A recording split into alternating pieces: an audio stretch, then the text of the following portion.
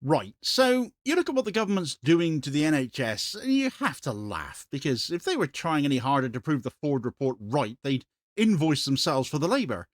They've decided the health service isn't creaking because of understaffing or collapsing infrastructure. Oh no. The real emergency is that too many nurses have opinions the government doesn't approve of. So now the Department for Health and Social Care is rolling out a racism policy that somehow manages to mention anti Semitism 28 times and Palestinians not once, all while turning mandatory training into a political obedience test.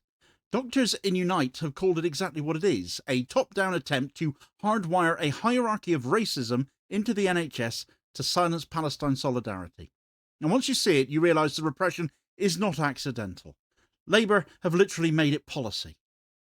Right, so Labour are taking a system that's already buckling under pressure, a workforce that's been brutalised for years, and instead of fixing anything, they're dealing with pay, safety, retention, or the collapsing estate, putting patients first like the staff in the NHS do themselves.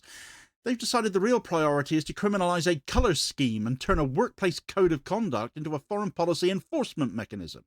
And it only makes sense once you accept the central fact that doctors in Unite are laying out in painful detail that this isn't about anti-Semitism in the NHS, it's about shutting down Palestine solidarity among the one group of workers whose voices the government cannot afford to let the public hear.